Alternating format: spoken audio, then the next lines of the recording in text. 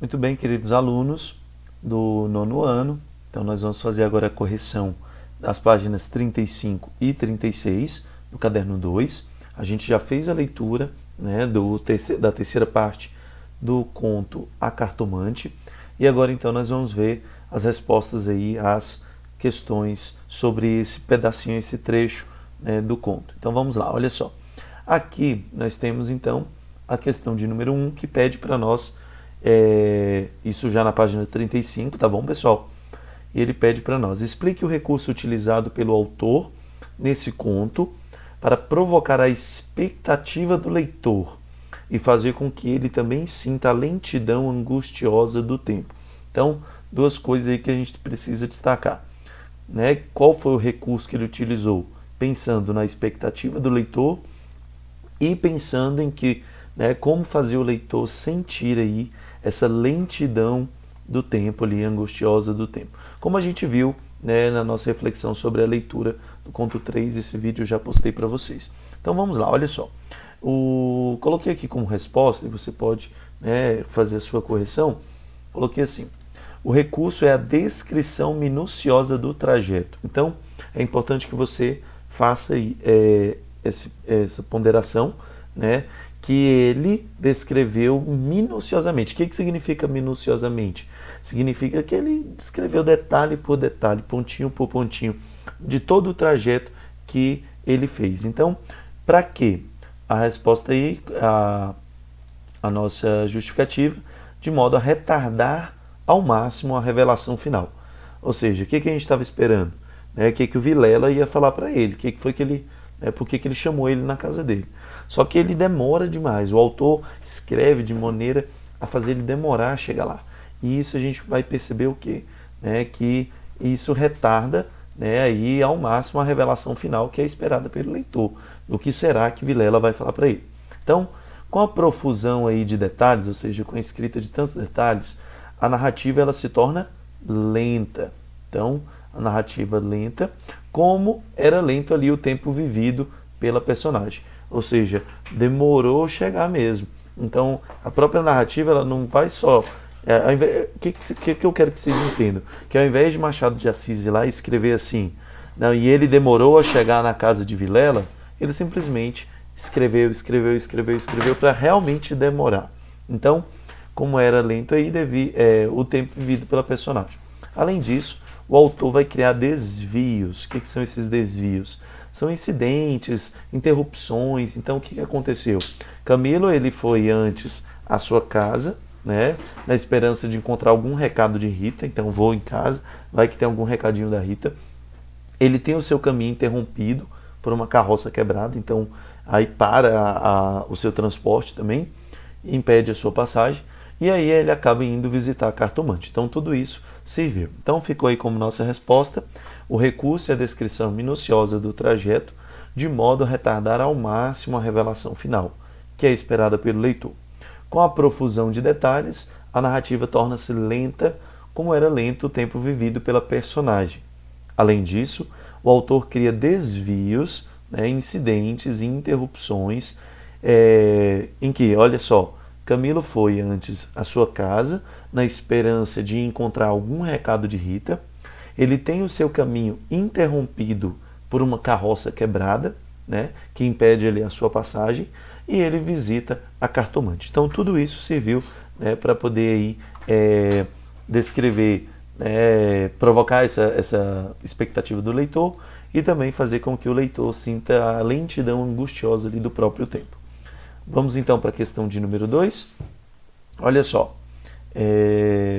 vamos lá, vou voltar aqui, vou deixar a resposta aqui para quem quiser, dar aí o seu print, para depois comparar com a sua resposta e fazer as correções. É importante destacar esses pontos principais que eu estou falando, Vamos lá então, questão de número 2. A narração em terceira pessoa focaliza tanto os fatos exteriores à personagem, ou seja, a parte de fora, como o seu mundo interior, que é o quê? Seus pensamentos, seus sentimentos, as dúvidas, os projetos, enfim. O que predomina aí? Letra A, nas duas primeiras partes do conto, aquelas que a gente já leu, até o momento em que Camilo recebe o bilhete. Então, lá das primeiras aulas sobre esse conto. Então, coloquei aqui como resposta para você também aí fazer a sua correção. Nos 2 primeiros segmentos do conto predominam os fatos exteriores, os diálogos e as ações das personagens. Então, até então, não demonstra os pensamentos, os sentimentos, apenas o que acontece, né? Os fatos exteriores, né? As ações das personagens, ali os diálogos entre eles, e é isso que predomina. E na letra B pergunta assim: o que predomina na terceira parte do conto, depois que Camilo recebe o bilhete? Terceira parte é esta que a gente fez a leitura agora, recentemente. Então, a resposta seria: na terceira parte predominam a visão do mundo interior de Camilo, os seus sentimentos, as suas dúvidas e a sua ansiedade. Então, vocês viram que ficou centrado só no Camilo e no tudo que ele estava vivendo e sentindo? Então, predominam, primeiro, a visão do mundo interior de Camilo, né?